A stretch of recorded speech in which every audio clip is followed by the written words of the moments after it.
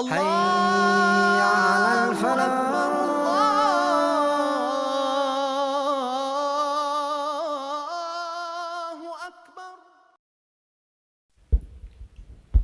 ቢስሚላህ ወልሐምዱሊላህ ወሰላቱ ወሰላሙ አላ ነቢይና ወአላ አሊሂ ወአስሃቢሂ ወመን ዋላ ፈሰላሙ አለይኩም ወራህመቱላሂ ወበረካቱ። ያ ሙስሊሙን ሙስሊማት እንዲሁም ይህን መርሃ ግብር የምትከታተሉ ክርስቲያን ታዳሚዎች ሁላችሁንም ሰላም ብያለሁ።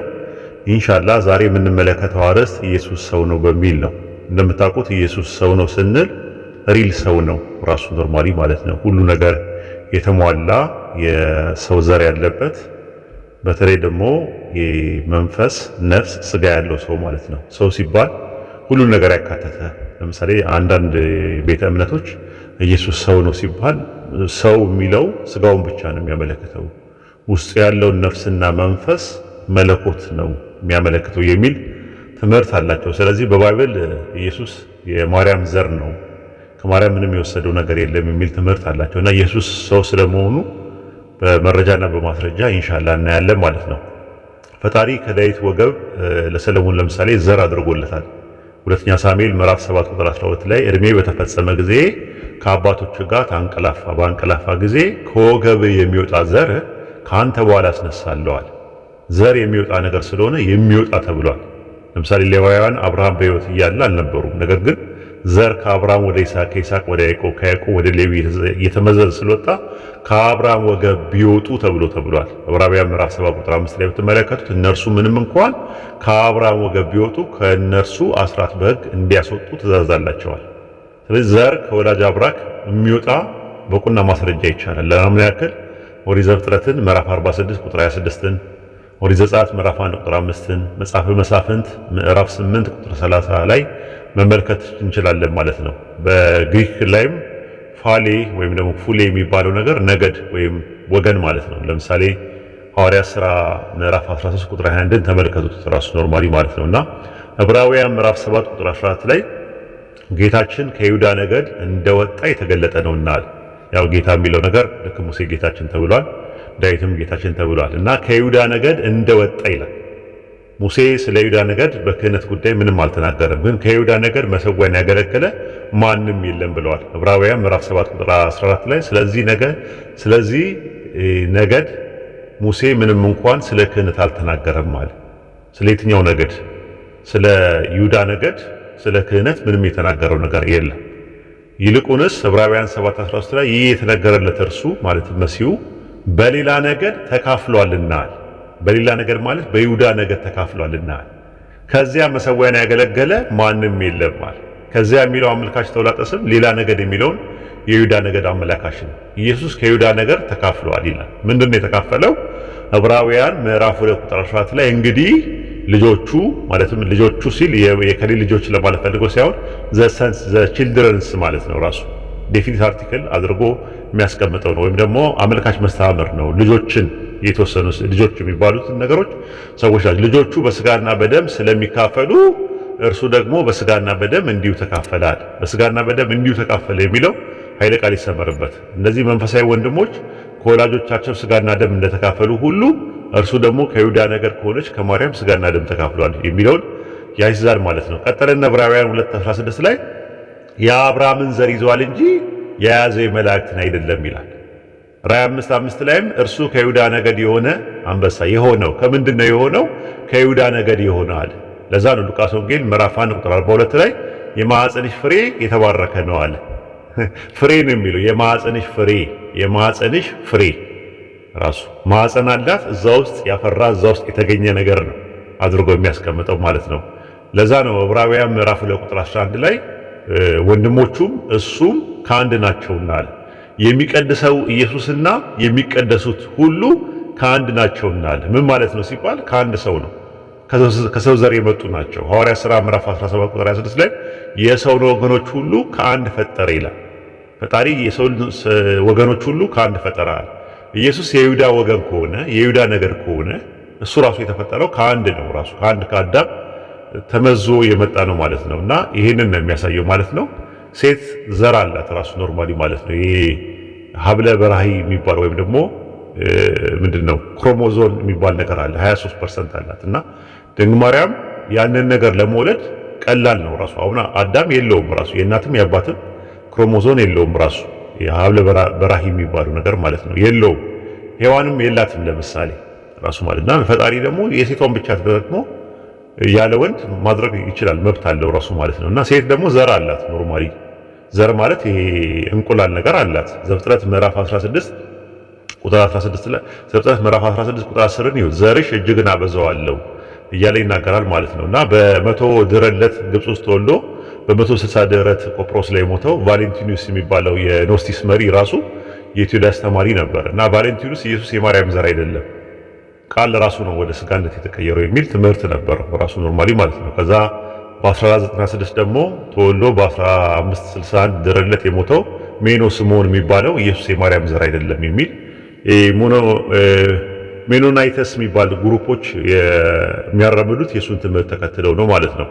ከዛ በኋላ መጥምቃውያን የሚባለው አናባፕቲዝም የሚባሉ አራት ቡድናት ያቀፈ ሲሆን ኢየሱስ የማርያም ዘር አይደለም የሚል አቋም ነበራቸው።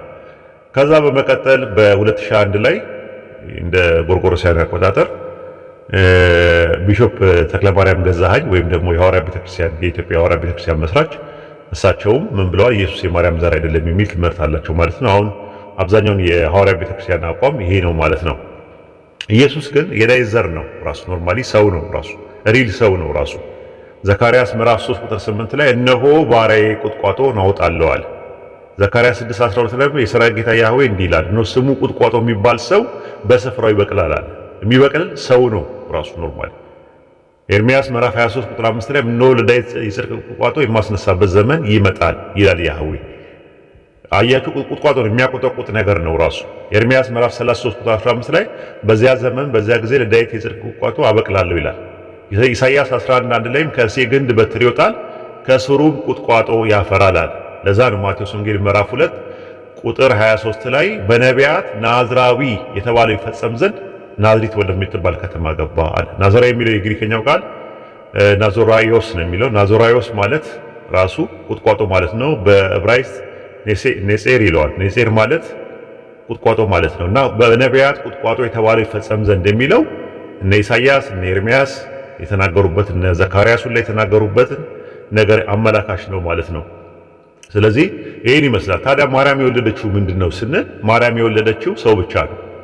ማርያም ቴዎቶኮስ ይሏታል እነሱ። ቴዎቶኮስ ማለት አምላክን የወለደች ማለት ነው። እሱ ትክክል አይደለም ራሱ ማለት ነው። ምክንያቱም የእስክንድርያዊ ኤጲስቆጶስ ቄርሎስ ነው በ451 ላይ ንስጥሮስን አውግዘው ኢየሱስ ማርያም ቴዎቶኮስ ናት የአምላክ እናት ናት የሚል ትምህርት አስተምሯል ማለት ነው። ከዛ በፊትም የሚያስተምሩ ሰዎች ነበሩ ራሱ በግለሰብ ደረጃ ማለት ነው።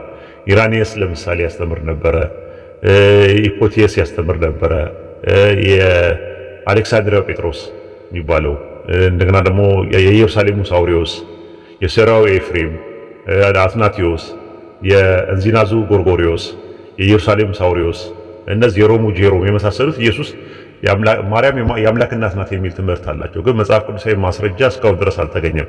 ምናልባት የሚጠቅሱት ሉቃስ ወንጌል ምዕራፍ 1 ቁጥር 43 ላይ ነው። የጌታዬ እናት ወደ እኔ ትመጣ ዘንድ እንዴት ይቻላል ይላል። ጌታ ማለትና አምላክ ማለት ይለያያል። ጌታዬ ስላለች አምላክን የወለደችው ማለት አይደለም። ዘፍጥረት 18:12 ላይ ሳራ አብርሃምን ጌታዬ ትለው ነበረ። ዘኍልቍ ምዕራፍ 11 ቁጥር 28 ላይ ደግሞ ኢያሱ ሙሴን ጌታዬ ይለው ነበረ። አንደኛ ሳሙኤል ምዕራፍ 24 ቁጥር 8 ላይ ደግሞ ንጉሥ ዳዊት ጌታዬ ተብሏል ራሱ ማለት ነው። ስለዚህ ጌታዬ መባል አምላክ መባል የሚለው ነገር ታዲያ ማርያም የወለደችው ምንድነው ስንል የሉቃስ ወንጌል ምዕራፍ 1 ቁጥር 31 ላይ እነሆ ትጸንሻለሽ ወንድ ልጅም ትወልጃለሽ ስሙንም ኢየሱስ ትይዋለሻል። ስለዚህ ማርያም የወለደችው ምንድነው? ወንድ ነው። ወንድ የሚለው የጾታ መለያው ነው፣ የስጋ መደብ ነው ራሱ። ጾታ ወንድ ስለሆነ የወንድ ሩካቤ ስጋ አለው ራሱ። ይህ ሩካቤ ስጋ ሴክስ ኦርጋን የሚባለው ሽንት ለመሽናትና ከሴት ጋር ተራቁ ወይም ኢንተርኮርስ ለማድረግ ያገለግላል። አምላክ ግን ወንድ አይደለም። መለኮት አይፈጠርም፣ አይጸነስም፣ አያድግም፣ አይወለድም። ያ የተወለደው ሕፃን ግን ማዕፀን ውስጥ ተፈጥሮ ተጸንሶ አድጎ ተወልዶ በመጠቅለያ ተጠቅልሎ ተገኝቷል። የሉቃስ ወንጌል ምዕራፍ 2 ቁጥር 6 ላይ ስትመለከቱት በዚያም ሳሉ የመውለጃዋ ወራት ደረሰ፣ የበኩር ልጇን ወይም የመጀመሪያ ልጇን ወለደች፣ በመጠቅለያም ጠቀለለችው፣ በእንግዶች ማደሪያ ስፍራ ስላልነበራቸው በግርግም አስተኛቸዋል።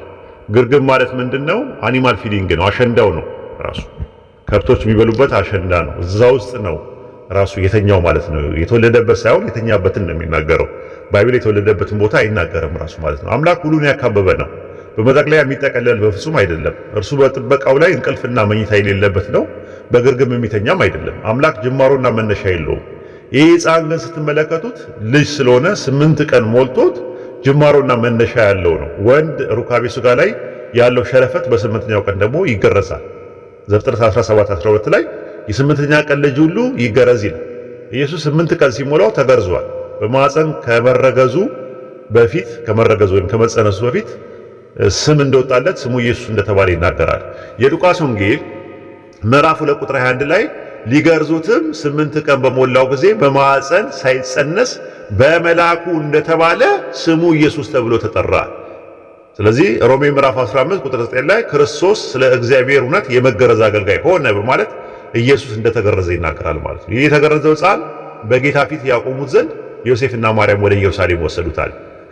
ጌታ ሌላ ነው፣ ኢየሱስ ሌላ ነው ማለት ነው። ሉቃስ ወንጌል ምዕራፍ 2 ቁጥር 4 ላይ እንደ ሙሴ ሕግ የመንጻት ወራት በተፈጸመ ጊዜ በጌታ ሕግ የእናቱን ማዕፀን የሚከፍት ወንድ ሁሉ ለጌታ የተቀደሰ ይባላል ተብሎ እንደተጻፈ የተወለደው አምላክ አይደለም ማለት ነው። አያችሁት? የተወለደው አምላክ ሳይሆን ወንድ ነው የተወለደው። ራሱ ሰው የሆነ ወንድ ማዕፀን ውስጥ ተፈጥሮ ተጸንሶ የወጣ ወንድ ነው። ራሱ ዴቨሎፕ ያደረገ ያደገ ነገር ነው። አምላክ የሚለዋወጥ አይደለም። ያ ሰማይና ምድርን በመካከላቸው ያለውን የፈጠረ የዓለማቱ ጌታ እንዴት ነው ማዕፀን ውስጥ ገብቶ የሚለዋወጥ ነገር የሚሆነው ራሱ ማለት እኔ ትንቢተ ሚልክያስ 3:6 ላይ እኔ ያህዌ አልለዋወጥም ብሎ የለ እንዴ? ስለዚህ በጌታ ፊት ሊያቆሙት አለ። ያንን ሕፃን አምጥተው በጌታ ፊት ሊያቆሙት በጌታ ሕግ 2 ዋሊያ ወይም 2 የርግብ ጫጩት እንደተባለ መስዋዕት ሊያቀርቡ ወደ ኢየሩሳሌም ወሰዱት ይላል። የመንጻት ስርዓት ሊያክ ማርያም ልታካሄድ ማለት ነው። አይ ቲንክ ማርያም ምንም ኃጢአት የለባትም ከሚለው ትምህርት ጋር ራሱ ይጋጫል። አስቡት፣ ፈጣሪ ጾታ ኖሮት ወንድ ሆኖ ተገርዞ በጌታ ፊት ሊያቆሙት ሲወስዱት አያችሁ። የሁሉ ጌታና ሕፃኑ 2 የተለያዩ ንባሪ እንደሆኑ ያሳያል ማለት ነው ይህ ጥቅስ። እና በኢትዮጵያ ኦርቶዶክስ ተዋሕዶ ቤተክርስቲያን ጥቅምት 6 ቀን በዓመት አንዴ ግዝረተ ኢየሱስ ተብሎ የተገረዘበት ዓመታዊ ክብረ በዓል ትዘክራለች። ራሱ ግዝረት ማለት የግዕዝ ቃል ነውና ግዝረት ማለት ነው። ራሱ ግዝረት ማለት የግዕዝ ቃል ነው። ግርዘት ነው በአማርኛ ራሱ የሚባለው ማለት ነው። እንደተገረዘ ደግሞ ሃይማኖተ አበው ላይ ቁጭ ብሏል። ራሱ ሃይማኖተ አበው ምዕራፍ 7 ቁጥር 24 ላይ ወከመ ሰብእ ተገረዘ በሥርዓተ ሥጋ ወአቡኑ መስዋዕት በእንቲሁ ከመሰብ ይላል። ሰውም እንደመሆኑ ለሥጋ እንደሚገባ ተገረዘ፣ ሰው እንደመሆኑ ስለሱ መስዋዕት አቀረቡዋል። ማናማ ማርያምና ዮሴፍ ማለት። ስለዚህ ሰው እንደመሆኑ ለሥጋ እንደሚገባ ተገርዟል። ኢየሱስ በ8ኛው ቀን ተገርዟል ማለት ነው። ራሱ ያ የተገረዘውን ነገር ነው የተገረዘውን ሥጋ ሸለፈቱ የሚቆራረጠውን የነበረውን አምላክ ነው ብሎ የሚሉት ሃይማኖተ አበው ምዕራፍ 78 ቁጥር 31 ላይ ወአዲ ኒቤ እስመ ሥጋሁ ለእግዚእነ ክርስቶስ አምላክ ውእቱ፣ ዳግመኛ የክርስቶስ ሥጋ አምላክ እንደሆነ እንናገራለን። ሥጋው ራሱ አምላክ ነው ብሎ ነው የሚያሉት። ራሱ ያ ነገር ስህተት ነው ራሱ የምንለው ማለት ነውና እንደምንመለከተው የባይብል ውስጥ የተወለደው በግልጽና በማያሻማ መልኩ ማርያም የወለደችው ሰው ነው። ራሱ ክርስቶስ ነው ብለን የምናምነው ወይም የክርስቶስ እናት ናት ማርያም ብለን እኛ ሙስሊሞች እናምናለን ማለት ነው። ራሱ ሃይማኖተ አበው ላይ ምዕራፍ 39 ስንመለከተው ሥጋ በማዕፀን ውስጥ የተፈጠረ ነው፣ መለኮት ግን ፈጽሞ ያልተፈጠረ ነው ስለሚል የተፈጠረው ድንግል ማርያም ማዕፀን ውስጥ ሰው እንደሆነ ነው የምንመለከተው ማለት ነው። ለዛ ነው ገላትያ ምዕራፍ 4 ቁጥር 4 ላይ የዘመኑ ፍጻሜ በደረሰ ጊዜ አምላክ ከሴት የተወለደውን ልጁን ላከ፣ ከሕግም በታች የተወለደውን ልጁን ላከ። ስለዚህ አምላክ ነው ልጁን ላከ የሚለው እንጂ አምላክ ራሱ ተወለደ የሚል ባይብል ላይ ያለ ነው። የተወለደው የሚለው የግሪከኛው ቃል ጌኖሜኖን ነው የሚለው። ጌኖሜኖን ማለት ጊኖማይ ከሚል ቃል የመጣ ሆነ፣ ተወለደ ከሚል ሳይ የመጣ ሲሆን የሆነው ነው የሚለው። ስለዚህ ከሴት የሆነ ነው የተወለደው፣ ከሴት የተፈጠረው ነው የተወለደው እንጂ አምላክማ ላኪ ነው ራሱ ኖርማሊ እንደምንመለከተው ማለት ነው። ለዛ ነው የሮሜ ምዕራፍ 1 ቁጥር 3 ላይ ኢንተርቼንጅ ሆኖ ከሴት የተወለደውን የሚለውን ይህም ወንጌል በሥጋ ከዳዊት ዘር ስለተወለደ ስለ ኢየሱስ ነዋል። በሥጋ ከዳዊት ዘር ስለተወለደ ዳዊት አለ፣ የዳዊት ዘር አለ። የዳዊት ዘር የተባለችው ማርያም ናት። ቀደም ከሴት የተወለደ ነው የሚለው፣ አሁን ደግሞ ከዳዊት ዘር የተወለደ ይላል።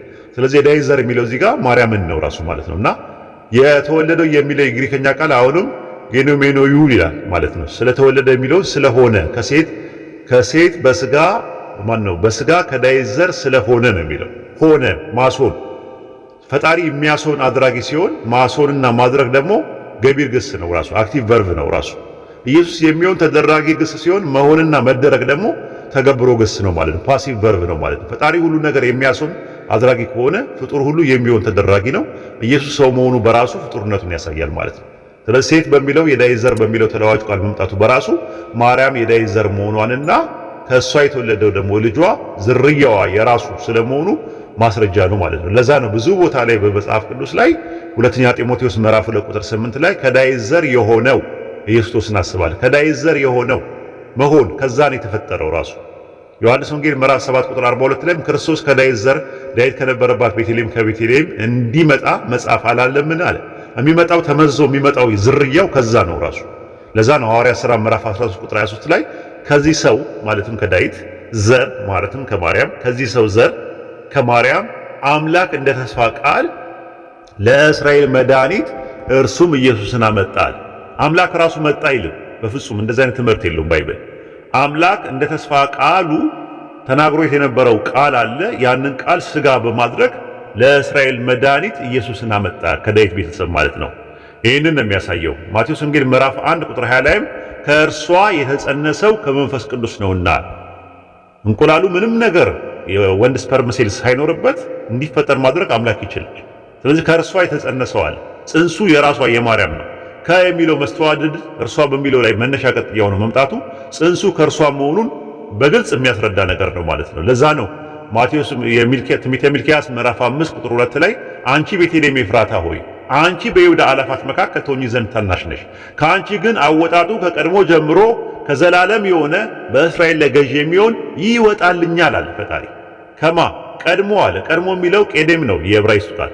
ቀድሞ በተባለው ጊዜ አብርሃም፣ ይስሐቅ፣ ያዕቆብ የነበሩበትን ጊዜ ነው። እዛው ላይ ትንቢተ ሚልክያስ ምዕራፍ 7 ቁጥር 24 ላይ ከቀድሞ ጀምሮ ለአባቶች የማልክላቸው እውነት ለያዕቆብ ምሕረትን ለአብርሃምም ታደርጋለህ። ከቀድሞ ጀምሮዋል። ስለዚህ ከቀድሞ ጀምሮ ለአባቶች ከአብርሃም ከይስሐቅ ከያዕቆብ እየተመዘዘ የሚወጣ ነገር ነው ማለት ነው ራሱ ማለት ነው። ስለዚህ ይህንን የሚያሳየው ራሱ ዘፍጥረት ምዕራፍ 22 ቁጥር 18 ማየት ትችላላችሁ።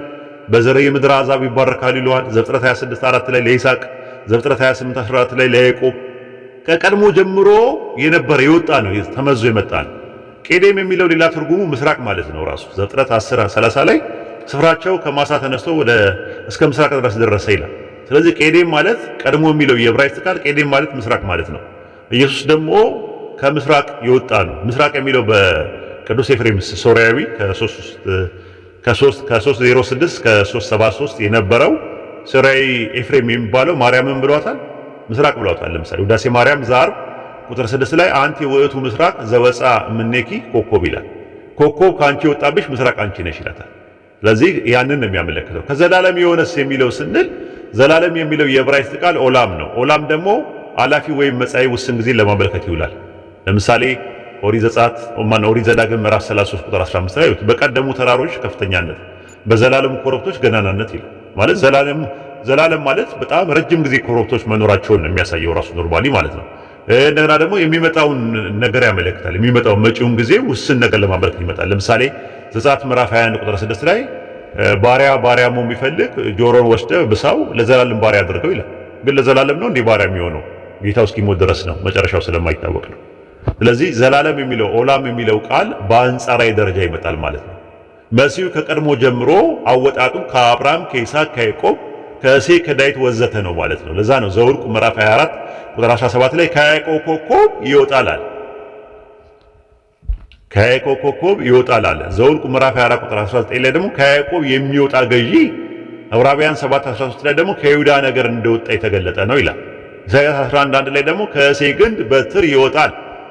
ስለዚህ አወጣጡ ከቀድሞ ጀምሮ ነው ማለት አወጣቱ ከቀድሞ ጀምሮ ከነ አብርሃም ከነ ይስሐቅ ከነ ያዕቆብ ከነዛ እየተመዘዘ የሚመጣ ነገር መሆኑን ቁልጭና ፍንትው አድርጎ ያሳያል ማለት ነው። ከዛ በኋላ በማዕፀን ውስጥ ተጸንሶ ያ የዘር ሐረግ ድንግል ማርያም ወለደችው ማለት ነው። ሉቃስ ወንጌል ምዕራፍ 2 ቁጥር 7 ላይ የበኩር ልጇን ወለደችው ይላል። የበኩር ልጇን ወለደችው ይላል። ማቴዎስ ወንጌል ምዕራፍ 1 ቁጥር 25 ላይ የበኩር ልጇን እስክትወልድ ድረስ አላወቃትም ይላል። ስለዚህ የበኩር ልጇ ነው የተወለደው ልጇ ነው ራሱ ልጇ እንደሆነ ነው የሚናገረው ማለት ነውና ከዛ አንፃር ነው የሚናገረው። ልጇ ነው፣ የመጀመሪያ ልጇ ነው። ስለዚህ ኢየሱስ ከዛ ጊዜ ጀምሮ የሰው ልጅ የተባለ ይጠራል ማለት ነው። ዮሐንስ ወንጌል ምዕራፍ 5 ቁጥር 27 ላይ የሰው ልጅም ስለሆነ ይፈርድ ዘንድ ስልጣን ሰጠው ይላል። የሰው ልጅም ስለሆነ አለ። ስለዚህ ከሰው ነው የተወለደ። ሰው የተባለችው ማርያም ናት፣ የእሷ ልጅ ነው ማለት ነው። ማቴዎስ ወንጌል ምዕራፍ 11 ቁጥር 19 ላይም የሰው ልጅ እየበላና እየጠጣ መጣል። ስለዚህ ኢየሱስ የሚያደርጋቸው በሙሉ ስልጣን ከአምላኩ ተሰጥቶት ነው። ከማርያም ስለተጸነሰ የመራብ የመጠማት የመብላትና የመጠጣት ባህሪ አለ። ወደ አፍ የበላውና የጠጣውን ደግሞ በሌላ መልኩ ከሰውነቱ ያስወግዳል ማለት ነው። ለነዚህ ለስድስት ህጎች ይገዛል። መራብ፣ መጠማት፣ ከዛ መብላትና መጠጣት፣ ከዛ የበላውና የጠጣውን ነገር በሌላ መልኩ ከሰውነት ማስወገድና መሽናት። ለነዚህ ይላል። ማቴዎስ ወንጌል ምዕራፍ 15 ቁጥር 17 ላይ ወደ አፍ የሚገባ ሁሉ ወደ ወድ አልፎ ወደ ዳር እንዲጣል አትመለከቱምን አለ። የሰው ልጅ እየበላና እየጠጣ መጣ ይላል። የሚበላና የሚጠጣ ከነበረ ያ የበላውና የጠጣውን ነገር ደግሞ ከሰውነቱ ወደ ሌላ መልኩ ያስወግዳል ማለት ነው። ካረገም በኋላ የሰው ልጅ ነው ኢየሱስ ከነስጋው ነው ያደረገው። ሐዋርያት ሥራ ምዕራፍ 7 ቁጥር 56 ላይ የሰው ልጅ በአምላክ ቀኝ ቆሞ አያለው አለ። ስለዚህ የሰው ልጅ የሚለው ነገር ማመን የእምነት አንቀጽ ነው ራሱ። ኖርማሊ ኢየሱስ የሰው ልጅ መሆኑን ማመን የስነ መለኮት ምሁራን እንደሚናገሩት አንቀጸ እምነት ነው፣ ፌዝ ኦፍ አርቲክል ነው። ዮሐንስ ወንጌል ምዕራፍ 9 ቁጥር 35 ላይ ኢየሱስም ወደ ውጭ እንዳወጡ ሲያገኘው አንተ በሰው ልጅ ታምናለህን አለ። አዲስ ትርጉሙን ይዩት፣ አዲሱ መደበኛ ትርጉሙን ይዩት፣ ኤንአይቪንም ይዩት ራሱ ማለት ነው።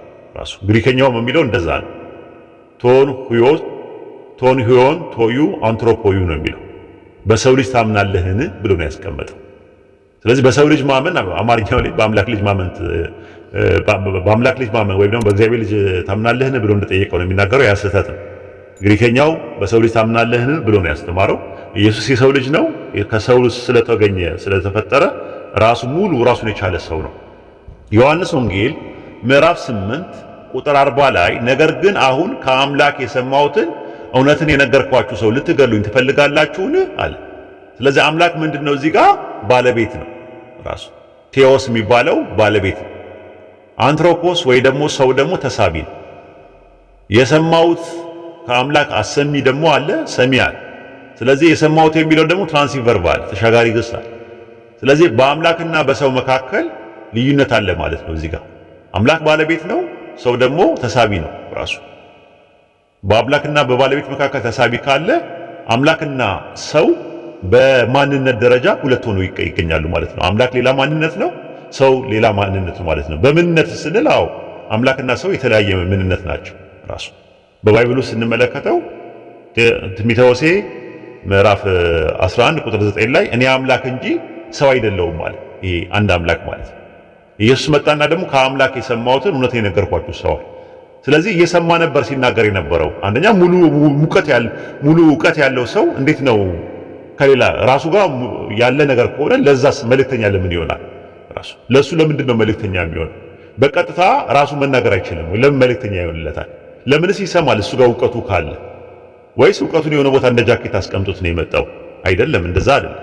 ስለዚህ ዮሐንስ ወንጌል 8:40 ላይ ኢየሱስ በግልጽና በማያሻማ መልኩ ሰው መሆኑን ተናግሯል ማለት ነው። ሐዋርያት ሥራ ምዕራፍ 2 ቁጥር 22 ላይ የናዝሬቱ ኢየሱስ ከአምላክ ዘንድ ለእናንተ በድንቅና በተአምራት ከአምላክ ዘንድ ለእናንተ የተገለጠ ሰው ነበረ ነው የሚለው። ስለዚህ መልእክተኛ ሆኖ የመጣ ነው። ከአምላክ መልእክተኛ ሆኖ የመጣ ሰው ነው ብሎ ነው ያስቀመጠው። ሰው መልእክተኛ ከሆነ ላኪ ደግሞ አምላክ ከሆነ በላኪና በተላኪ መካከል ትራንሲቲቭ ቨርብ አለ ማለት ነው። የላከ ማለት ላኪ አለ፣ ተላኪ አለ፣ ባለቤት አለ፣ ተሳቢ አለ ማለት ነው። አምላክ ላኪ ከሆነ የተላከው ሰው ከሆነ ሰው የተባለው ኢየሱስና አምላክ የተባለው ደግሞ ሁለት የተለያዩ ምንነቶች ናቸው ማለት ነው። ማንነትም ናቸው ማለት ነው። ለዛ ነው አንደኛ ጢሞቴዎስ ምዕራፍ 2 ቁጥር 5 ላይ አንድ አምላክ አለና አለ there is only one God and one mediator between God and men በአንድ አምላክና በሰዎች መካከል ያለው መካከለኛ ደግሞ አንድ አለ አለ the man Christ Jesus አለ እርሱም ሰው የሆነው ክርስቶስ ኢየሱስ ነው አለ። እና የምንመለከተው ምንድነው? አንድ አምላክ አለ። በአንድ አምላክና በሰዎች መካከል ደግሞ መልእክቱን የሚያስተላልፍ ምን አለ? ሰው አለ ነው ያስቀመጠው። አምላክ አለ አይደለም። ከአምላክ የመጣ አምላክ ሳይሆን ከአምላክ የተገኘው አምላክ ድንግል ማርያም ማኅፀን ውስጥ የፈጠረውን ሰው መልእክተኛ አድርጎ እንዳስነሳው ነው የሚናገረው ማለት ነው። እና ይሄን ይመስላል ማለት ነው። ስለዚህ ምንድነው ድምዳሜያችን? ኢየሱስ ሰው ከሆነ በሙግት አወቃቀር ስሙር ሙግት ቫሊድ አርጊውመንት እንዲህ ነው። የሙግት ነጥብ ፕሬሚስ 1 ስንመለከተው ሰው ሁሉ ፍጡር ነው። የሙግት ነጥብ ፕሬሚስ 2 ስንመለከተው ኢየሱስ ሰው ነው። ኮንክሉዥን ወይም ደግሞ ድምዳሜ ስለዚህ ኢየሱስ ፍጡር ነው ማለት ነው። ይሄ ደግሞ ስሙር ሙግት ድምዳሜ ሙሉ ለሙሉ የሚያጸና ምንጨታዊ ሙግት ነው። ዲዳክቲቭ አርጊውመንት ነው ራሱ። ድምዳሜውን የእውቀት ነጥቦችን ፕሬሚሶችን የሚያጸና ስለሆነ ደግሞ ርቱ ሙግት ነው ራሱ። ሳውንድ አርጊውመንት ነው። ሰው ከማምለክ ነፃ ወጣችሁ ለዓለማቱ ጌታ አላህን በብቸኝነት እንድታመልኩ እንጠራቸዋለን። ኢየሱስ በምንነቱ ፍጡርና ሰው ቢሆንም በማንነቱ ደግሞ መሲህም ነብይም መልእክተኛ ነው። ኢንሻአላህ ይሄን ይመስላል። ኢየሱስ ፍጡር ነው፣ ሰው ነው። ሰው ነው። ኢየሱስ ሰው መሆኑ በራሱ ፍጡር ነው። ራሱ ኖርማሊ ማለት ኢየሱስ ሰው ነው ስንል ፍጡር ነው ማለታችን ራሱ ምንም ሰው ፍጡር ነው ኖርማሊ ማለት ነው። አንዳንድ ሰዎች አሁን ኢየሱስ ፍጡር አልተባለ ምናምን ይላሉ። ራሱ ፍጡር ተብሏል። ባለፈው ሳምንት አይተናል። ኢየሱስ ባለፈው ጊዜ አይተናል። ራሱ ኢየሱስ ፍጡር መሆኑ ከሴት በስጋ ስለተወለደ ሰው ነው እንላለን ብሎ ነው አማርኛ ያስቀመጠው። ግዕዙ ግን ፍጡረ ነው የሚለው። ፍጡር እንለዋለን ነው የሚለው። ኢየሱስ ፍጡር ኢየሱስ ሰው ነው ከተባለ እንኳን ፍጡር ነው ማለት ነው። ምክንያቱም ሰው ፍጡር ነው ራሱ ግልጽ እኮ ነው። ኢየሱስ ፍጹም አምላክ ፍጹም ሰው ነው ሲሉ በሌላ አባባል ደግሞ ኢየሱስ ፈጣሪና ፍጡር ነው እያሉ ነው ያሉት። ራሱ የሁለት የሚጋጩ ነገሮች ማለት ነው። ለሊሁ ፈጣሪ ለሊሁ ፍጡር ይላል ራሱ። እሱ ፈጣሪ ነው፣ እሱ ፍጡር ነው።